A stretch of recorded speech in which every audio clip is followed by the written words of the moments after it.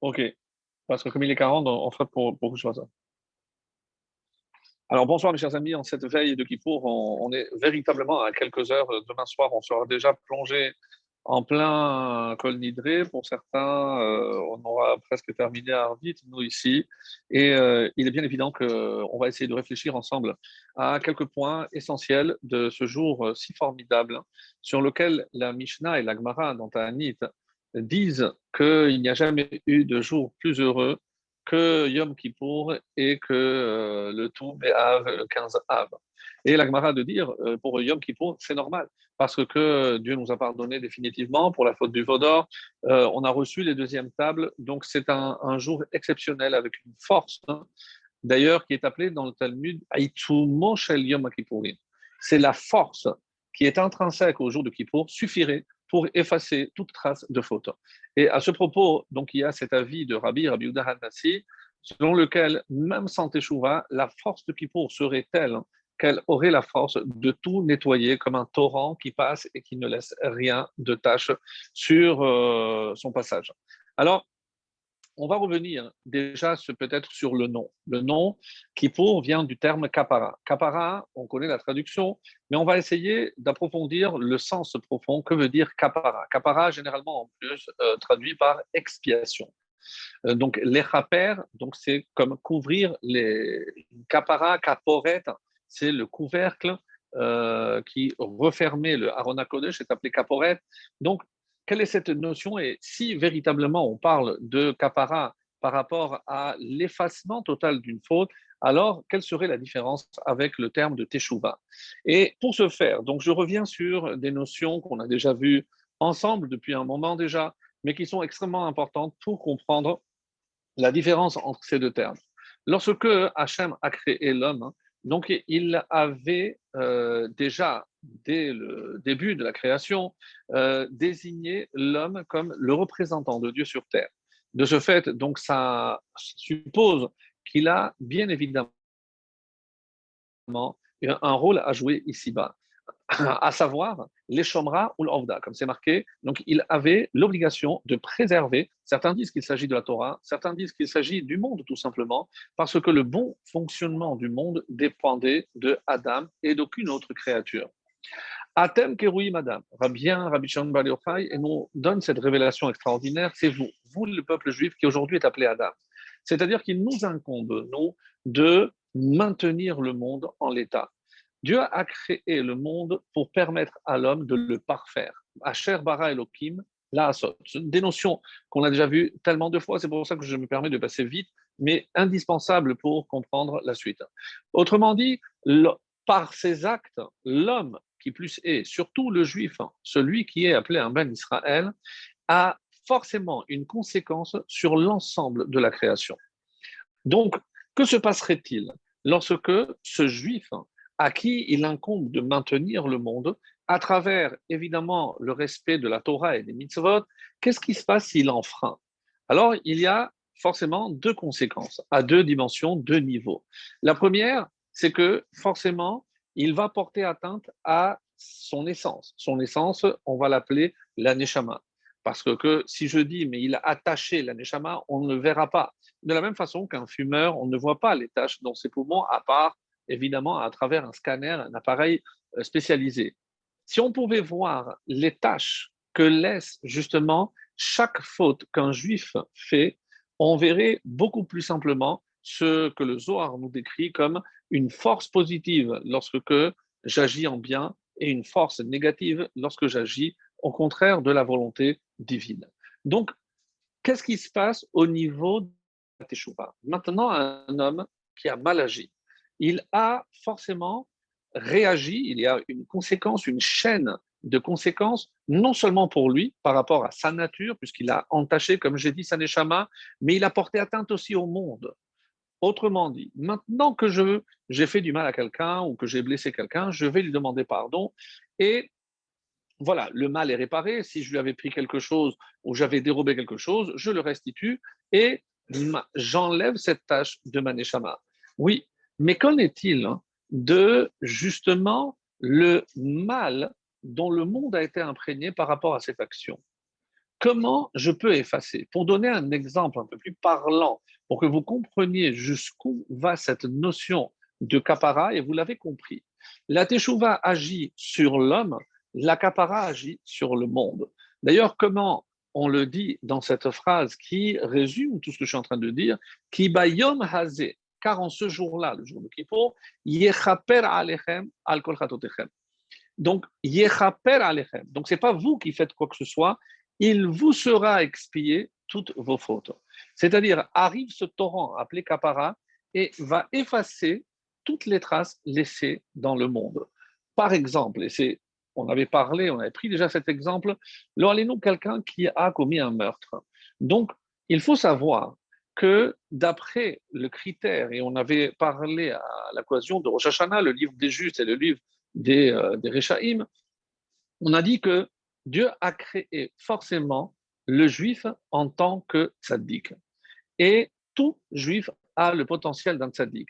Il y a un exemple merveilleux que j'adore toujours rapporter, c'est dans la Gemara de Kiddushin, on dit, moi, je suis prêt à me marier, je suis un homme qui est Mekadesh une femme, mais ce qu'on appelle Atnaï, avec des conditions. Je te sanctifie, arrête Mekudeshetli, mais à condition que je sois un tzaddik. S'il s'agit d'un rachat gamour, et il dit à condition que je sois un tzaddik, la question que pose la Gemara, est-ce que cette femme, elle est oui ou non Mekudeshet? Est-ce qu'elle va être consacrée en voyant que devant ses yeux, il y a un rachat gamour? Et si, à condition que je devienne un tzaddik, eh bien, étonnez-vous, mes amis, la Gemara dit qu'elle est Mekudeshet. Et tout le monde s'étonne. Mais comment je peux dire une chose pareille en voyant un rachat gamour? Eh bien, ne serait-ce penser à Resh Lakish, qui était un rachat gamour lorsqu'il était devant Rabbi Yochanan, et lorsqu'il a épousé, regardez ce qu'il est devenu. La chavruta, ni plus ni moins que du gadol de Rabbi Yochanan. C'est-à-dire que ce n'est pas quelque chose d'impossible, ce n'est pas quelque chose d'irréalisable. Pourquoi? Parce qu'au fond de chaque juif, il veut être un tzaddik. Et attention, un tzaddik, ce n'est pas une barbe de quelques centimètres, non, un tzaddik, c'est celui qui se conforme à la volonté divine. Celui qui sait le moment opportun effacer sa volonté pour accomplir la volonté de son créateur. Ça, c'est un tzaddik. Donc, ce n'est pas par rapport, et la preuve, comme le roi Salomon nous le rappelle, tzaddik, c'est quoi? Sheva Yipol Yakum. Donc, c'est celui qui est tombé 7 fois. Comment un tzaddik qui peut tomber? Oui, mais il se relève. C'est-à-dire, et qu'est-ce que ça veut dire qu'un tzaddik se relève? Eh bien, aujourd'hui, on a la réponse. C'est qu'il fait teshuva. Il est tombé, certes, mais il a trouvé la force de se relever en faisant teshuva. Donc, comme il efface, il revient, il redevient un tzaddik. Ceci dit, si ce tzaddik commet un meurtre, donc il devient rachat par rapport à cet acte qu'il a commis. Il fait teshuva. Vraiment, il regarde son acte. Donc, je vais dire qu'il redevient tzaddik. C'est magnifique. Il a effacé, il redevient un tzaddik. Mais la victime, qu'est-ce que je fais du cadavre? C'est pas parce que lui il va faire une teshuva qu'il va le ressusciter. Donc, comment je répare le déséquilibre causé par sa désobéissance à l'ordre divin? Ça, c'est là que la kapara rentre en jeu. Et donc, c'est pour ça que je dis, la kapara, elle va rétablir l'équilibre causé par le manque, par le déséquilibre de l'acte de tel ou tel juif. Maintenant, la question qu'on pourrait poser, est-ce que la kapara est indépendante de la teshuva? Est-ce que c'est la kapara qui vient ou qui précède la teshuva, etc. Donc, ça, c'est un long débat. D'ailleurs, curieusement, c'est ce qui nous oppose aussi foncièrement avec le christianisme, pour lequel l'homme est foncièrement mauvais. Alors que je viens de définir l'homme, d'après la Torah, comme un tzaddik, dans le christianisme, la vision de l'homme, c'est que c'est un fauteur inné. Donc, forcément, donc s'il n'y a pas la grâce divine, c'est ce que nous, on est en train d'appeler la kapara, donc ça ne sert à rien qu'il fasse la teshuva, parce qu'il restera mauvais. Donc, c'est une vision assez pessimiste qui ne correspond pas du tout à la nôtre. Pour nous, la teshuva, évidemment, précède la kapara. Parce que tant que je n'ai pas réparé le tort en moi, la kapara ne peut pas rentrer en jeu. Ça, c'est la vie générale. Mais par rapport à ce qu'on a dit tout à l'heure, par rapport à Rabbi Yehuda Hanassi, il dit peu importe qu'il ait fait teshuva ou non, la force du Yom Kippour, c'est de rétablir l'équilibre dans le monde. Donc, on ne peut même pas imaginer ce que cette journée représente au niveau de l'équilibre du monde. Tellement que c'est un seul jour. Parce que le monde ne pourrait pas tenir. Et si on a le temps, on va décrire comment ça se passait dans le Beth Amikdash, ou plutôt à l'époque du Beth Amikdash. Comment on vivait Kippour, puisqu'il y a le Kippour qui se faisait lorsque le temple existait, avec les deux boucs, avec le Kohen Gadol, tout ce que l'on va lire en détail lors de la répétition du Moussaf, du Yom Kippourim, qu'on appelle le Seder HaAvoda. C'est justement l'ordre de tout le culte, la cérémonie qui se déroulait le jour de Kippour par rapport au Kohen, qui se trouve donc dans la Mishnah de Yoma, et aussi, évidemment, une partie dans la Torah, les textes que nous lirons le matin et le soir dans la paracha de Acharimot qui nous décrit justement cette cérémonie des deux boucs. Donc, pour revenir à ce terme de kapara, on a bien compris que la kapara est reliée à la teshuva. Alors, après, on peut voir un peu plus en profondeur ce que le Rambam va nous dire à travers les 4 possibilités par rapport justement à la gravité de la faute. Un petit peu comme on l'avait souvent expliqué, comme une tâche. Lorsque c'est une petite tâche pas trop grave, donc avec un petit peu d'eau, ça suffit. Sinon, après, il faut le pressing, sinon, après, il faut des produits, et sinon, il n'y a plus rien à faire, on la jette. Donc, qu'est-ce qui se passe au niveau de la teshuva? Donc, pour la faute, la teshuva est essentielle. Ensuite vient le jour de Kippour. Qu'est-ce qui se passe si, est-ce qu'il y a des fautes où Kippour ne suffit pas? Les Rachamim viennent et disent oui. Il y a des fautes pour lesquelles il faut rajouter, en tout cas, c'est la vie du Rambam, il faut rajouter les yisurim, des épreuves à titre personnel. Et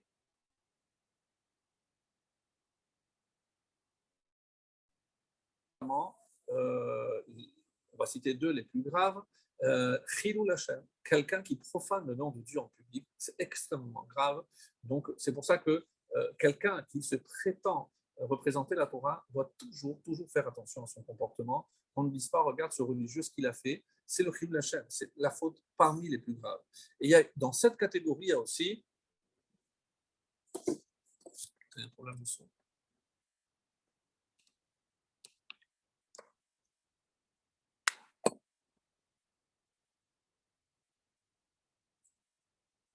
Attends, qu'ils effacent quelque chose. Ça m'a connecté. Qu'ils arrêtent là-bas.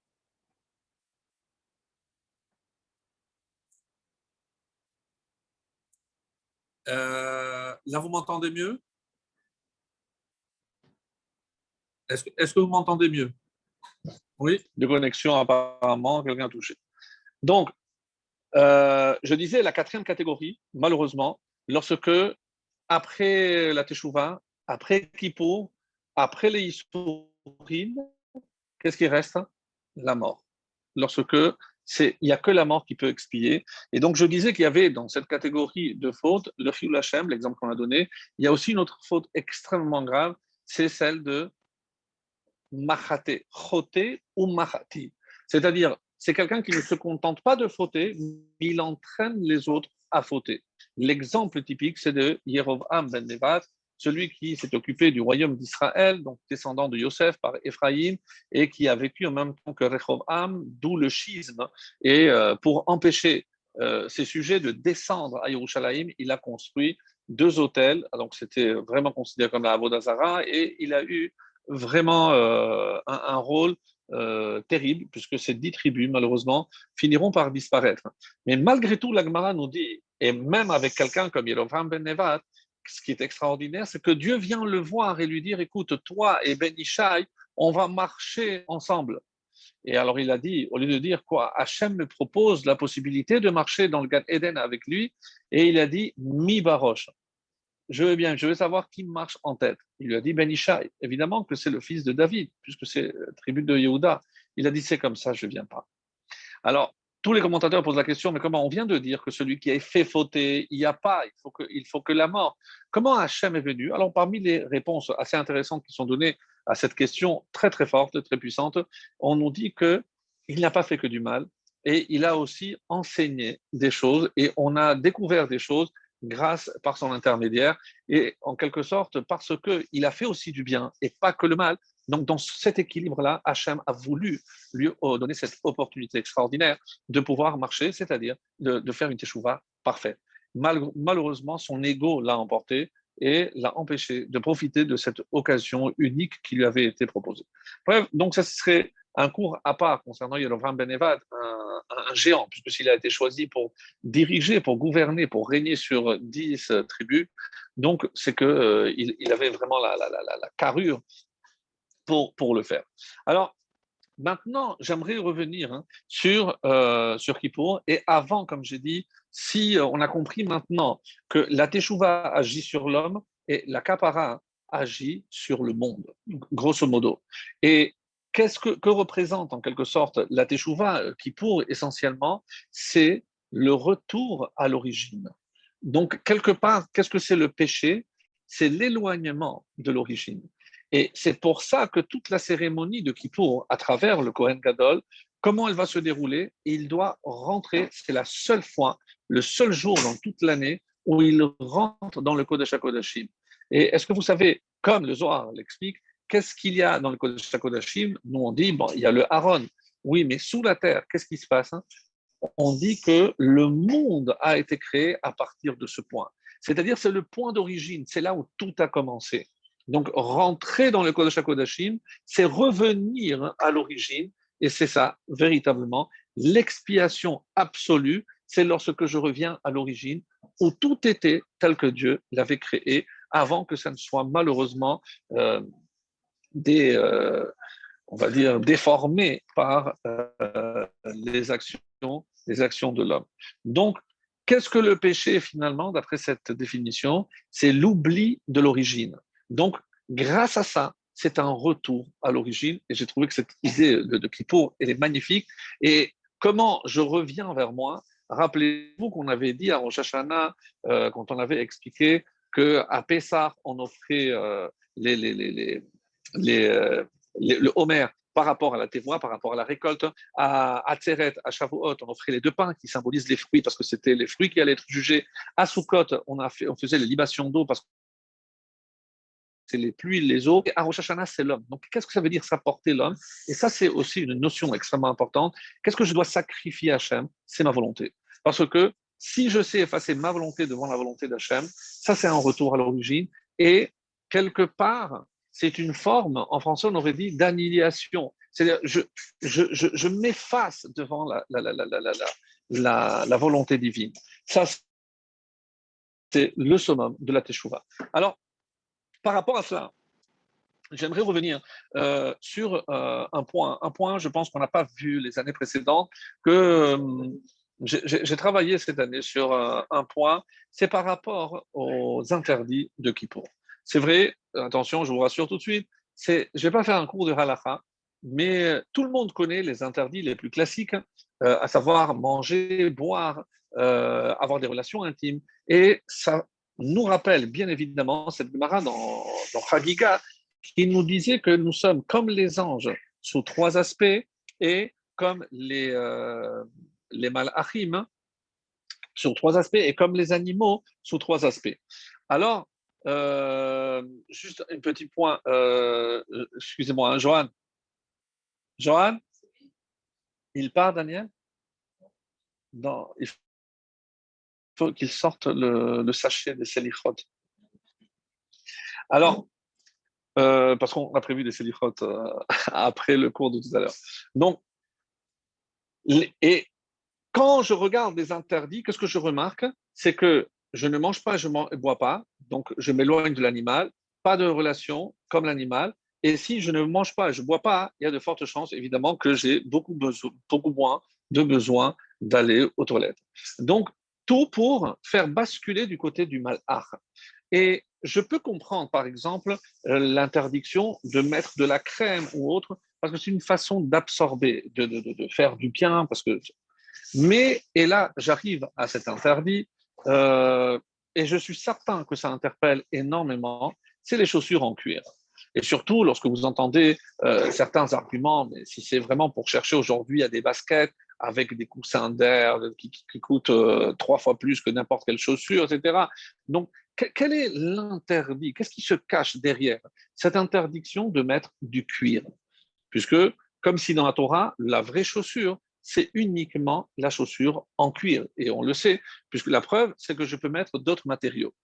D'une manière générale, et c'est ce qu'on a toujours entendu, c'est que la chaussure, qu'elle soit de n'importe quel matériau, végétal ou généralement animal, qu'est-ce que ça prouve, hein? Que comme l'homme vient au-dessus, par rapport, je parle bien sûr au minéral, le végétal et l'animal, donc le fait que j'utilise les règnes inférieurs pour ma chaussure, c'est une façon de montrer ma domination sur le monde, sur toutes les dimensions inférieures à la mienne, en sachant que l'homme est au-dessus de toutes ces dimensions-là. Donc, qu'est-ce que la Torah vient nous enseigner ici?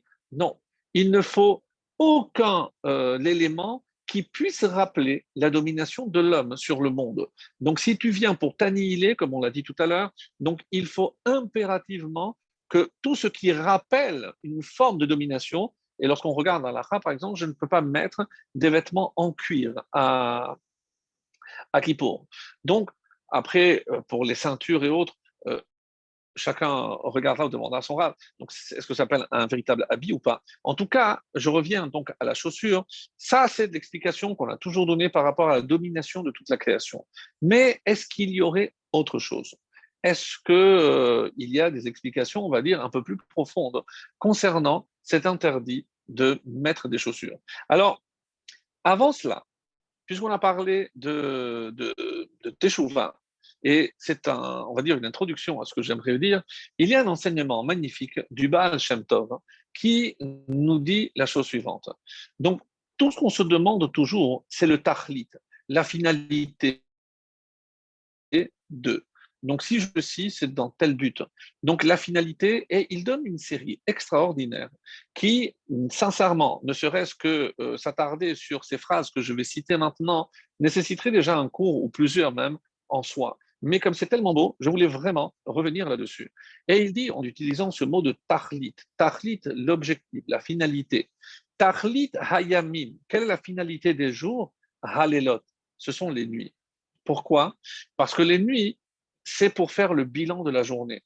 Autrement dit, j'ai la nuit pour réfléchir à tout ce que j'ai fait dans la journée, essayer de réparer et envisager la journée suivante sous de meilleurs auspices, en sachant que j'essaye de réparer ce qui précède. Donc ça, c'est indispensable. Et n'oublions pas que chaque fois qu'on dit par exemple Shana Tova, Shinui, c'est un bon changement.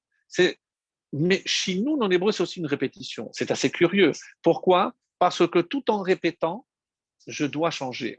Je répète les gestes, je répète les mitzvot, mais je suis censé changer. D'ailleurs, on pose une question.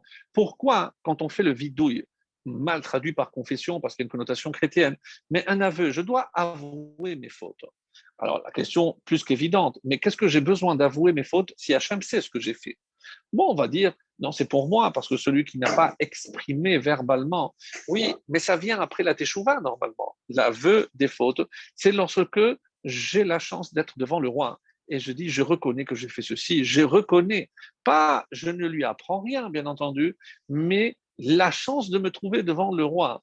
Eh ben, et c'est la discussion entre ceux qui prétendent que le vidouille, ben, il faudrait faire le maximum. Ça, c'est d'après le Rambam et d'autres avis, d'après le Harizal, il faudrait faire une seule fois. Et le Harizal donne une image très forte. Pourquoi? Parce que c'est comme si on vomissait. Donc, on se défaisait de ce qui nous a sali, de ce qui nous importune. Si on a un mal-être, et c'est quelqu'un qui a des nausées, tant qu'on n'a pas vomi, mais qu'est-ce qui se passe? En vomissant, ça passe par la bouche et ça laisse un goût. Donc, je dois, et en citant les fautes, c'est comme si je me rappelais le goût que la faute a laissé en moi. Donc, mais maintenant, je ne vais pas, une fois que j'ai vomi, je ne vais pas continuer. Alors Rambam dit oui, peut-être qu'il reste encore, donc il faut faire. Les Sfaradim suivent l'avis du Harizal. C'est pour ça qu'on fait une fois le vidouille, mais une fois par fila, et pas plus. De vidouille, comme on l'a dit, c'est extrêmement important de comprendre qu'on est devant le roi et on ne vient rien lui apprendre, simplement reconnaître et avoir la chance de pouvoir les effacer parce on est devant le roi des rois. Donc ça, c'était par rapport au vidouille et ça, c'était par rapport à la nuit. Donc, je continue avec le Baal Shem Tov. Si je dis que la finalité des jours, c'est les nuits, donc maintenant je pose la question, c'est quoi la finalité des nuits? Alors, la finalité des nuits, c'est encore une teshuva plus parfaite. quel est le jour par excellence qui représente la Teshuvah? Et si vous lisez les introductions au Kiddush du vendredi soir, vous verrez que je pense aussi à accomplir la mitzvah de Teshuvah quand le Shabbat. Mais c'est logique, puisque Teshuvah pour nous, c'est se repentir. Non, c'est revenir à l'origine. Donc l'origine, n'oublions pas que le monde aurait dû être un Shabbat éternel. Parce qu'on a fauté maintenant, on doit passer par la phase des 6 jours avant d'atteindre le Shabbat. Mais la finalité de ces jours et de ces nuits, c'est atteindre le Shabbat, un jour où on se reconnecte avec l'origine. Et c'est pour ça qu'on dit que si, à cause des fautes, il y a eu des malédictions, le Shabbat, et combien de malédictions, rappelez-vous? Et ça, je profite pour dire aussi une autre très très belle explication, c'est que après la faute de Adam, il y a eu plusieurs malédictions. En tout cas, tous les protagonistes ont été maudits. L'homme a reçu 9 malédictions plus la mort. Chava, 9 malédictions plus la mort, ça fait 10 et 10. Le serpent, 9 plus la mort. Et la terre, 9 malédictions, pas 10. Donc ça fait un total de 39. Et 39, mes amis, on a compris que c'est 39 travaux interdits de Shabbat. Autrement dit, les 39 travaux interdits de Shabbat, la finalité, c'est de réparer la malédiction. Donc, la malédiction, c'est l'éloignement, c'est la coupure, la déconnexion. Donc, qu'est-ce que c'est le Shabbat? Si je dis que c'est la réparation, c'est la reconnexion avec l'essence, avec l'origine, avec le début. Et si je dis que la déconnexion, c'est la malédiction, qu'est-ce que c'est la reconnexion avec la source? C'est la bénédiction. Et comme on appelle le Shabbat, Mekor HaBeracha. C'est la source de la bénédiction. C'est ce qui me permet de me reconnecter avec la source. Donc, vraiment magnifique. Maintenant, comme la terre, elle a été maudite, donc je comprends pourquoi il y a 9. Certains disent, parce que si elle avait été maudite à 10 degrés, eh ben, l'homme n'aurait pas pu poser le pied dessus. Parce qu'en contact, il aurait été maudit directement. Certains disent non. Pourquoi il y a 9? Parce qu'il y a une terre qui n'a pas été maudite, c'est la terre d'Israël. Comme c'est marqué, les yeux d'Hachem sont braqués sur la terre d'Israël. Il n'y a pas de malédiction sur la terre d'Israël. En tout cas, qui viennent d'Hachem. Hachem a protégé cette terre en dehors de tout ce qui s'est passé par ailleurs. Et c'est pour ça que d'ailleurs, il y a une preuve que d'après le Midrash, le déluge n'a pas touché la terre d'Israël. Ça, c'est formidable. Donc maintenant que je dis que la terre est maudite, comment je me sépare de cette malédiction pour ne pas contracter cette malédiction? Eh ben, je mets une interface, je vais mettre un écran entre ma personne, mes pieds et la terre. Ça, c'est les chaussures. Que représentent les chaussures d'après cette vision extraordinaire? C'est justement le fait que grâce à la chaussure, je ne suis pas en contact directement avec cette terre qui a été maudite. Ah, vous allez me dire, alors peut-être qu'en Israël, on pourrait marcher tous pieds nus. Bon, peut-être l'origine des sandales, je ne sais pas. Mais en tout cas, il y a un endroit, bien sûr, où tout le monde était pieds nus. Évidemment, le Beth Amikdash. Parce que dans le Beth Amikdash, puisque la Shekhinah y est, il n'y a pas de malédiction possible. Là, je n'ai pas besoin de créer cette séparation entre ma personne, mon corps et la terre. Et la première fois qu'on en parle, rappelez-vous, c'est lorsque Dieu, dans le buisson ardent, se présente à Moshe et lui dit Shal ne'alecha me'al raglecha, ôte tes chaussures. Pourquoi? Parce que la terre, elle est sacrée. Et pourquoi cette terre? On est en plein désert. Oui, mais il suffit que la Shekhinah se pose pour que la malédiction s'éloigne. Et maintenant que la terre, elle est sacrée parce que la présence de Dieu a rejeté en quelque sorte la malédiction, tu n'as plus besoin de chaussures. Donc maintenant, mes amis, par rapport à cela, qu'est-ce qui se passe à Kippour? On dit qu'à Kippour, Dirshu et Hashem behimatseo, comme on l'a dit dans l'Aftara, invoquer Dieu lorsqu'il est présent, lorsqu'il se trouve. Et c'est quand? À Seret Yemet Teshuvah. Donc, et quand est-ce que, et c'est une image que j'ai découvert magnifique, on dit Kenesh Yair Kino, d'ailleurs dans la paracha de Ha'azino, comme un aigle qui plane sur son nid. On dit pourquoi il plane?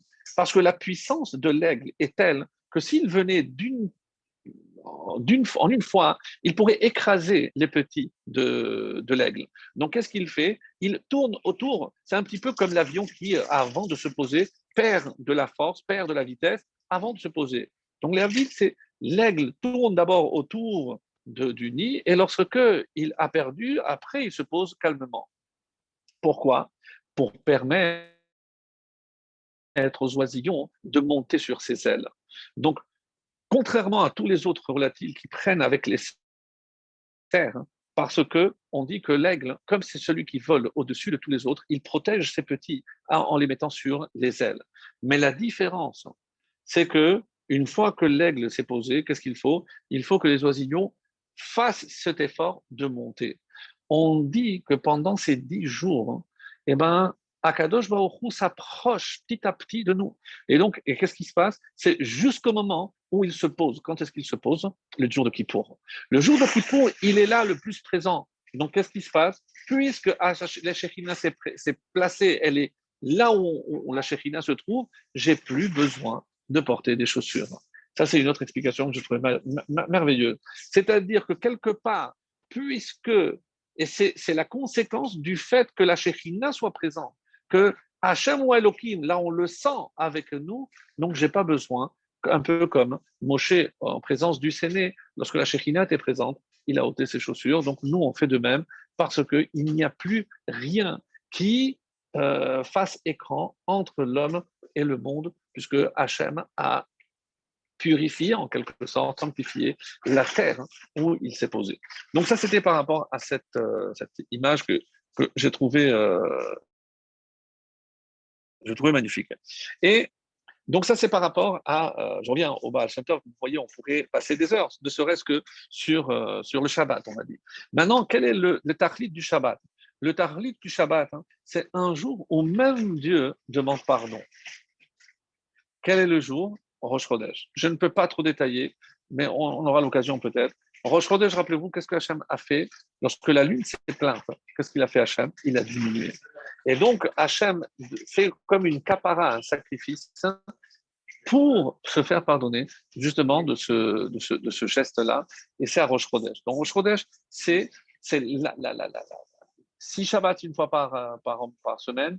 Donc, Rosh Chodesh, c'est une fois par mois. Et c'est ça ce qui est extraordinaire, c'est que c'est un Yom Tov. Hein, et c'est ce que il part. Maintenant, le Tachlit de Rosh Chodesh, puisqu'il y a aussi le Tachlit de Rosh Chodesh. Quel est le Tachlit de Rosh Chodesh? On dit les Moadim, c'est les fêtes. Et Moed, c'est quoi? C'est un rendez-vous. C'est un rendez-vous avec Hachem. Donc, vous imaginez que je ne dois pas attendre. Il me donne rendez-vous, donc je viens à Yerushalayim. Et Moed, c'est un rendez-vous. Dieu nous donne rendez-vous au Beth Amikdash. Donc, c'est inouï le fait qu'on ait la possibilité de se rendre dans le Beth Amikdash pour sentir et pour se rencontrer avec la Shekhinah. Et quel est le but des Moadim, le Tachli des Moadim? Rosh Hashanah et Kippour. Ah, et pourquoi Rosh Hashanah et Kippour, je n'ai pas besoin de monter à Yerushalayim? Avec tout ce qu'on a dit, vous avez évidemment la réponse. La réponse extraordinaire, c'est que en temps normal, la Shekhina est dans le temple. Mais à Rosh Hashanah et à Kippour, pendant ces 10 jours extraordinaires, qu'est-ce qui se passe? C'est la Shekhina qui vient. C'est la Shekhina qui descend. Donc, si en temps normal, c'est l'homme qui va vers Dieu, pendant ces 10 jours, c'est Dieu qui va vers l'homme. Donc, je n'ai pas besoin d'aller à Yerushalayim. Et maintenant, je comprends. Et quel est le tachlit de Rosh Hashanah et de Kippour? On dit la Teshuvah. La Teshuvah, c'est le retour à l'origine. Toujours cette notion, le retour à la source. Et qu'est-ce qui se passera? La récompense finale de cette Teshuvah, le Olam Haba, le Olam Ha'emet, c'est ce temps idéal où on pourra, comme Adam avant d'être expulsé, sentir la présence divine, pas uniquement dans le temple, mais partout dans notre existence, partout dans cette planète, voir la présence divine, sentir la présence divine. C'est à cela qu'on va aspirer.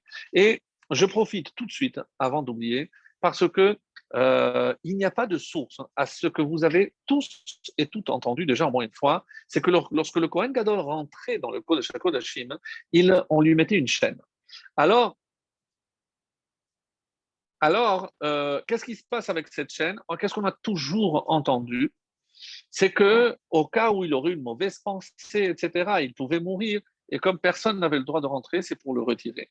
Il n'y a pas de source à cette explication. Et d'ailleurs, on n'a pas de traces comme quoi un Kohen Gadol est décédé, il soit décédé un jour de Kippour. On n'a pas de traces. Par contre, quand la seule source, c'est le Zohar, et qu'est-ce que le Zohar nous dit? Parce que lorsque le Kohen rentre, et il s'est tellement élevé à un niveau spirituel où il est comme un ange. D'ailleurs, on dit que il n'y avait pas d'homme dans le Beth Amikdash, dans le Kodesh HaKodashim. Et on demande, mais il y a le Kohen Gadol qui rentrait. Non, le Kohen Gadol, au moment où il rentrait, il n'était plus un homme, il était comme un malach. Et c'est ça l'idée. Donc, quand la Torah affirme qu'il doit y avoir d'hommes dans le Kodesh HaKodashim, alors pour tout le monde pose la question, mais le Kohen Gadol, il rentrait à Kippour? Non. Il avait atteint un tel niveau qu'il n'était plus un homme, il n'était pas considéré comme un homme. Et qu'est-ce que c'est la chaîne? D'après cette explication, c'est attention, même si tu n'es pas considéré comme un homme, même si tu as réussi à atteindre le niveau d'un malheur, la chaîne, c'est rappelle-toi que tu dois retourner au monde réel, c'est-à-dire dans ce monde. Tu ne peux pas rester, un peu comme les anges. Qu'est-ce qui a marqué dans le rêve de Yaakov? Olim veyordim. Donc, ce n'est pas les anges, on aurait dû dire qu'ils descendent et ils montent. Non, il s'agit du travail qu'on doit faire. On doit s'élever, mais on doit redescendre. Donc, si on calcule tout ce que l'homme fait depuis le premier Elul. On a passé 40 jours quasiment avec des sédichot. On a augmenté l'étude, la tzedaka, les tfilot, etc. Donc, on a essayé de se renforcer. Et on arrive au moment crucial, culminant de la Neila. C'est le moment le plus culminant de la journée la plus culminante, c'est la Neila. Et après la Neila, qu'est-ce qui se passe? Le chauffard et le retour à la routine. Non, non, mes amis. Il y a la mitzvah la plus importante. Quelle est la mitzvah la plus importante par laquelle se termine toute cette période? Certains vont dire c'est le premier arbitre que l'on fait, les sonneries, la Abdallah, Birkat Alevana. Non. La mitzvah la plus importante que je vais faire après Kippour, c'est le repas de fête que je suis censé faire après la Abdallah. Je ne me contente pas d'un café avec un petit gâteau, ça c'était le début, mais je dois faire une vraie séouda de fête. Parce que la fête, c'est pas la joie, c'est pas lorsque le Kohen rentrait. La fête, la joie, c'est lorsqu'il sortait. Et regardez les textes, Betzeto min kodesh hakodashim. Comment les gens se réjouissaient lorsqu'il sortait. Il revient parmi nous. Donc, il ne s'est pas envolé. Non, il est resté un homme. Et c'est ce qu'on doit nous comprendre. On doit manger du pain, on doit boire du vin. C'est cette Séouda qui est le point culminant. Un petit peu comme cette chaîne. Qu'est-ce qu'elle nous rappelle? Le retour à la réalité. Donc, Dieu ne veut pas qu'on soit un ange, même si ce jour-là, on a atteint ce niveau, comme on va le voir d'ailleurs. Mais on revient, on redevient un homme. Et c'est ce que Hachem attend de nous. Donc, je disais tout à l'heure que ces 10 jours ont quelque chose de particulier. À quoi ils correspondent, d'après le Tana Debe Eliyahu, quelque chose de merveilleux, je ne sais pas si on avait vu ensemble déjà ce point-là, c'est qu'il y a 10 jours, évidemment les 10 séphirotes, mais c'est comme les Aseret Adiberot, ce qu'on a dit, ce qu'on appelle communément les 10 commandements. Ça voudrait dire que les 2 premiers commandements, ce qu'on a entendu directement de la bouche d'Hachem et pas par Moshe, c'est pour ça qu'on dit Torah Tzivalanu Moshe, Torah 611. Il y a 611 commandements. Les 2 premiers ont été dits par Hachem. Donc, Anochi Hachem, je suis l'éternel ton Dieu. Et le deuxième, c'est Loyelecha, tu n'auras pas d'autre Dieu. Donc, ces 2 commandements qui concernent la divinité, l'interdiction de la Vodazara, etc. Donc, ça correspond aux 2 jours de Rosh Hashanah. Et qu'est-ce qu'on fait? On est Mamlich Hachem. On intronise Hachem comme roi, le roi unique. Il n'y a rien d'autre à part Hachem. Donc, ça correspond aux 2. Ce serait intéressant de voir chaque jour le travail qu'il fallait faire par rapport à ces états d'Ibérod. Mais moi, ce qui m'intéresse, c'est le dernier jour. Tiens, le dernier jour, donc le plus important, qui correspondrait au 10e commandement. Et qu'est-ce que c'est le 10e commandement, mes chers amis? C'est l'otachmod, tu ne convoites pas. Mais convoiter le jour de Kippour, oui, justement. Parce que, comme les anges ont chacun leur place, chacun leur rôle, il n'y a pas d'envie, il n'y a pas de jalousie, il n'y a pas de haine, il n'y a pas de ressentiment, il n'y a pas. Donc, tout ce qui peut me séparer de l'autre disparaît. Et là, on rentre dans une dimension qui, pour moi, elle a été tellement révolutionnaire, parce que après tout ce qu'on a révélé jusqu'à présent, on a l'impression que Kippour représente justement cette élévation individuelle, même si la capara joue sur l'ensemble du monde. Mais où rentre ici Ben Adam Lachavero? Et c'est ça ma question. Si je dis que Ben Adam Lachavero, parce que l'otar mode, ça n'a strictement rien à voir avec Hachem. L'otar mode, je ne convoite pas ce que l'autre a, la femme de l'autre, sa maison, sa voiture, sa position. Ça n'a rien à voir avec mes mitzvot vis-à-vis d'Hachem. Comment, à qui pour, je peux imaginer que l'essentiel du travail que je dois faire, c'est précisément Ben Adam Lachavero. Et c'est là, mes amis, où on fait une grande erreur. Mais on le sait, parce que même si Kippour a la force et que Hachem peut tout pardonner, tout réparer, il y a quelque chose qu'il ne peut pas. Il ne peut pas, dans le sens, entre guillemets, il peut tout, bien sûr, mais il ne peut pas réparer, parce que s'il n'y a pas de Teshuvah, évidemment qu'il n'y a pas de réparation possible. Et la Teshuvah, c'est si j'ai blessé quelqu'un ou autre, comme cette histoire de la Gemara dans Brachot, très, très, très, très gênante. Euh, on dit que Rabbi avait eu un différend un jour avec un boucher. Alors, vous savez, les bouchers ont le sang chaud des fois, donc bon, et comme le boucher, son gagne-pain, c'est la viande, peut-être que Rabbi avait invalidé une bête, donc c'est un manque à gagner, etc. Peu importe les raisons. Et arrive la veille de Kippour à Mincha, et Rabbi voit que le boucher n'est pas venu, alors il se dit, je vais aller moi le voir. Et en chemin, il croise Ravuna, et il dit, où tu vas? Je vais voir le boucher. Et Ravuna a eu cette réflexion, il va aller tuer le boucher. Comme ça, il a dit. Qu'est-ce qui s'est passé? Dès que Rabbi est rentré, le boucher est en train de préparer les derniers morceaux de viande parce qu'il n'y a pas de frigo, congélateur, donc il est coupé. Et il a dit, je ne vais pas te voir, dégage. Un manque de respect total. Et à ce moment-là, il coupe un morceau d'os, l'os crève l'œil et il meurt. Il n'avait pas tort, Ravuna n'avait pas tort. La question que posent nos mères, mais si il était coupable parce qu'il avait offensé, pourquoi il n'est pas mort au moment où il a offensé? Parce que évidemment que la possibilité va jusqu'à Kippour. Mais d'où Ravuna a appris que si c'est l'autre qui l'a blessé, c'est l'autre qui doit venir demander pardon. Oui, mais qu'est-ce qui se passe à Kippour? On a dit, c'est Hachem qui vient vers nous. Il nous donne cette opportunité. Comment on pourrait louper une telle opportunité lorsque c'est Hachem qui vient et on a l'occasion de lui demander pardon, de vive voix en présence d'Hachem? Donc, et on dit que comme il n'a pas profité de cette occasion, c'est pour ça malheureusement qu'il est mort. Donc, on voit que Ben Adam, la Chavero, a une force le jour de Kippour où je ne peux pas, tellement qu'il y a un avis dans la Gemara. Et qu'est-ce qui est plus important? Est-ce que si je n'ai pas fait Ben Adam, la Chavero, est-ce que du coup, il n'y a, pas Ben Adam, la Makom, Hacham ne peut pas faire? Alors, l'avis général, pour aller très vite, dit non. C'est que, par exemple, si j'ai humilié quelqu'un, évidemment que je dois lui demander pardon. J'ai demandé pardon, mais par rapport à l'autre, c'est bon. Mais j'ai enfreint aussi un commandement divin. Donc, il y a aussi Ben Adam Lamakom, c'est Hachem qui m'a demandé de ne pas l'humilier. Donc, il y a les deux qui sont reliés. Autrement dit, tant que je n'ai pas pardonné, donc la faute que j'ai enfreint dans la Torah de ne pas humilier quelqu'un ne peut pas être pardonnée, puisque je n'ai pas fait la teshuva directement Ben Adam Lachavero, donc Ben Adam Lamakom, à ce moment-là, ne peut pas entrer en jeu. Un autre avis dit non, ça n'a rien à voir. Tant qu'on n'a pas réglé tous nos problèmes Ben Adam Lachavero, Dieu ne peut pas compléter le pardon absolu de Ben Adam Lamakom. Parce que, alors, les deux avis sont partagés, donc on n'a pas tranché, on n'a pas tranché sur cette question.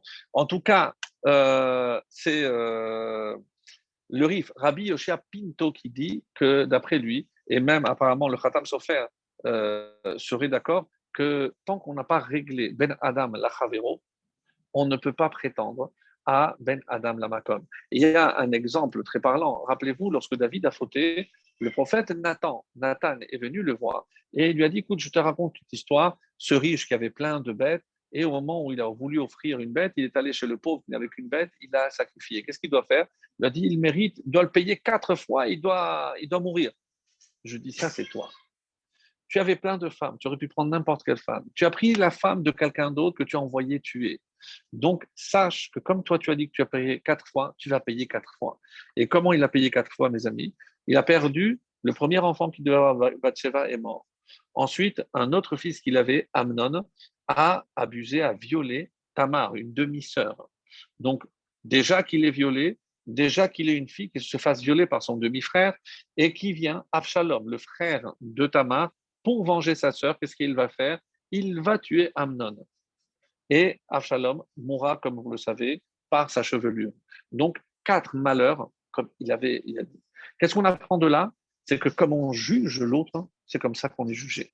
Et les maîtres du Moussard nous expliquent de cet enseignement pourquoi Nathan, le prophète Nathan, a présenté, parce qu'il a voulu que lui-même juge.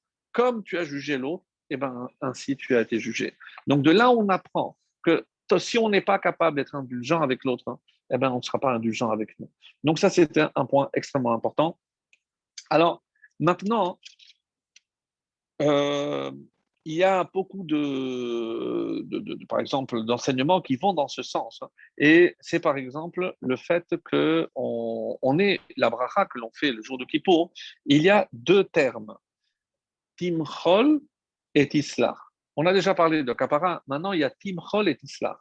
Qui ata solechan d'Israël, parce que tu pardonnes à Israël, ou Mochel les shifté Yeshurun. Et tu pardonnes, parce qu'on n'a pas un autre terme, aux tribus d'Israël. Et Rahamim se pose la question sur cette formulation. Pourquoi il y a 2 termes, Timchol et Tisla? Tisla fait Timchol. Donc, quand on répond après le Chazan. Donc, à quoi fait référence chacun de ces termes? Et là, mes amis, c'est extraordinaire parce que c'est les 2 fautes qui sont à l'origine, comme on vient de le dire, Ben Adam la Makom et Ben Adam la Chavero. En effet, qu'est-ce que je remarque? C'est que Ben Adam la Makom, qui est la faute la plus grave, qui a laissé des traces sur toute la dynastie, jusqu'à aujourd'hui, on dit qu'il y a des restes de cette faute. Vous le pensez certainement, c'est la faute du veau d'or. Et c'est pour ça qu'il y a ta Solechan l'Israël, comme un jour de Kippour, tu as pardonné la faute du veau d'or. Et l'autre faute, c'est entre les tribus. Et ça, c'est où Mochel les chutés Israël. Et à quelle faute? Quelle est la faute qui est à l'origine de la haine qu'un juif peut ressentir à l'égard de son prochain, de son frère? Comment expliquer que 2 juifs puissent s'haïr? Donc, 2 frères ne sont pas pareils, mais ça reste mon frère, donc je supporte, évidemment, même si c'est différent, même s'ils pensent différemment, ça reste mon frère. Donc, comment est née cette haine gratuite? Parce que si on est des frères, on ne devrait pas se haïr. Eh bien, ça remonte à l'origine qui est la vente de Yosef. La vente de Yosef, mes amis, est considérée comme la faute qui est à l'origine de tout ce qui va suivre Ben Adam Lachavero. Comment 2 juifs peuvent se comporter de cette façon-là? On dit que c'est à cause de la vente de Yosef. Donc maintenant, quand ils ont voulu le tuer, et pourquoi? Vous savez qu'il y a un jugement, même si on passe très rapidement sur ce point-là. Mais qu'est-ce qu'il leur a dit? Mais on a vu, puisqu'on l'a cité tout à l'heure, c'est pour ça que je me permets de revenir, mais on a vu que de toi va descendre quelqu'un qui va entraîner le peuple à faire la Avodazara. Ah bon?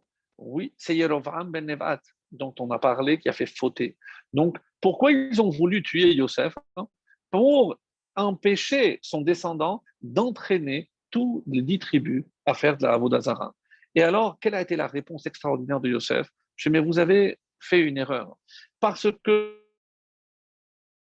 maintenant que vous avez décidé de me vendre, je vais aller en Égypte. Vous allez être obligé de me rejoindre.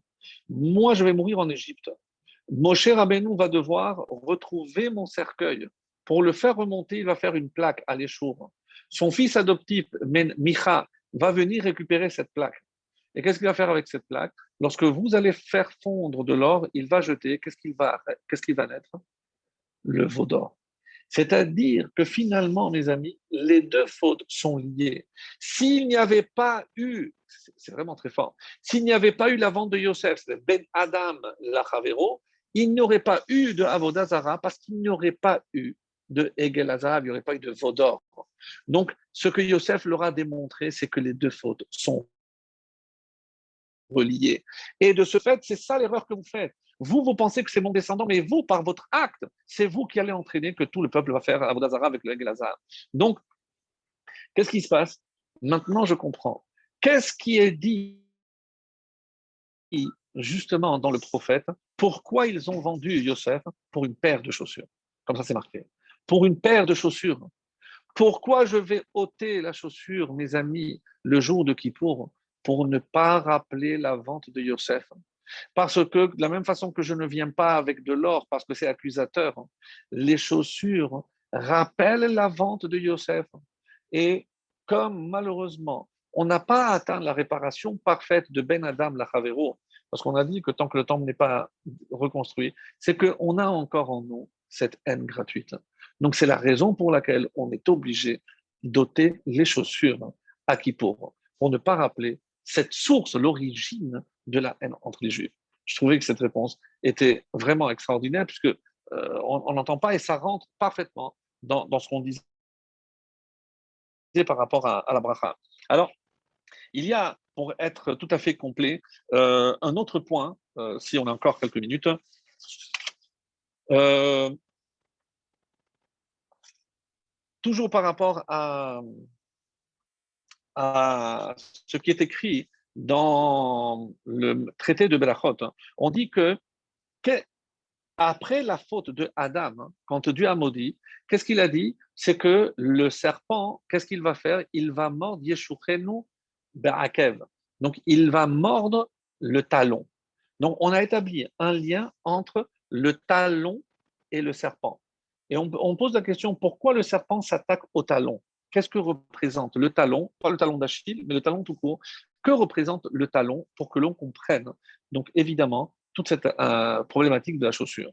Et on dit, comme ça c'est marqué, que Afilu nachash karuch al ikevo al yaftik. Si quelqu'un est en train de faire le schéma et qu'il voit un serpent autour de son talon, il ne doit pas s'interrompre. Et cette histoire de Rabbi Chanan ben Dossa, toujours dans Brachot, on dit qu'il y avait un serpent arod, une vipère venimeuse, à l'entrée d'une ville. Ils l'ont appelé, il a rentré, dit l'Agmara, son talon. Le serpent a mordu, il est mort. Il l'a pris, il l'a posé sur lui, il est rentré, il a dit, ce n'est pas le serpent qui tue, c'est la faute qui tue. Quel est le lien entre la faute et le talon? On dit que le talon, c'est la faiblesse de l'homme. C'est ce qui le connecte avec la terre, avec l'état avot, c'est-à-dire avec les pulsions, avec les passions de cette terre. Donc, qu'est-ce qui se passe? En temps normal, je dois mettre la chaussure parce que je dois couvrir le talon. Donc, se protéger du serpent, évidemment, le serpent qui veut me faire fauter. Maintenant, je comprends, quand je fais le schéma, je n'ai pas besoin parce que je dois me protéger avec les chaussures.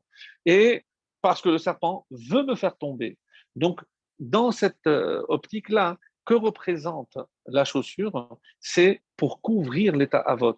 Et c'est pour ça, rappelez-vous que lorsque une femme a perdu son frère et que son beau-frère ne veut pas l'épouser, elle lui enlève la chaussure. C'est-à-dire que tu n'as pas de ta'ava, tu n'as pas le désir soit de donner une descendance à ton frère, soit de te marier avec moi. C'est pour ça qu'elle ôte la chaussure. La chaussure, donc, c'est ce symbole-là.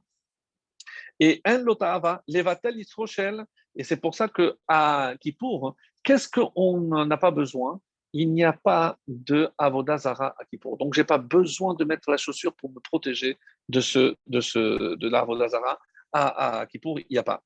Et euh, par rapport donc à ce qui est dit par rapport à Ben Adam Lachavero, voilà ce qu'on a dit. Je regarde si je n'ai rien oublié. Euh, Oui, par rapport à David Ameller, donc c'est juste par rapport à, pour compléter et conclure. Donc, il dit dans Tehillim 35, Nesfu alay nechim, se sont rassemblés autour de moi, ou plutôt contre moi, nechim. Nechim, c'est des handicapés. Et on va voir en fait, qu'est-ce qu'il veut dire par nechim? C'est anashim meleim ta'avot. Qu'est-ce que c'est un neché dans le langage ici? C'est un homme qui est pétri de ta'avot.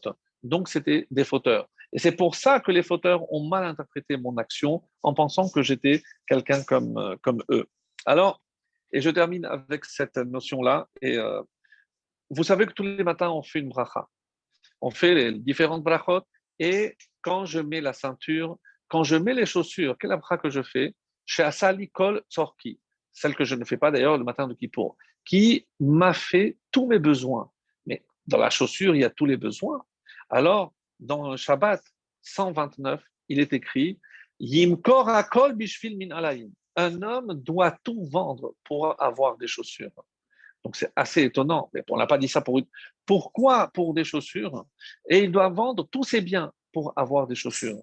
Et on dit justement, parce que quand il n'a pas des chaussures, il est exposé à l'attraction d'état à vote de ce monde. Donc les chaussures le protègent justement de l'attrait de la terre dans ce monde. Et c'est pour ça que chez Asali Koltzorki, parce que en mettant les chaussures, je me protège. Et c'est ça tous mes besoins. Parce que le but, évidemment, on l'a compris, c'est de n'accomplir que ce que Hachem nous demande. Mes amis, je suis obligé de vous quitter. D'abord, en vous souhaitant, Be'ezrat Hachem, une Khatima Tova, qu'on soit tous scellés, que nos prières montent, que l'on comprenne chaque année. On vous remercie encore une fois pour tous ces cours que vous m'avez fait préparer, où j'ai tellement pris de plaisir, j'espère que vous aussi, et qu'on ait encore le mérite de continuer dans une année d'approfondissement de la Torah, d'élévation, Be'ezrat Hashem, Gmar Chativa Torah, que Hashem donne,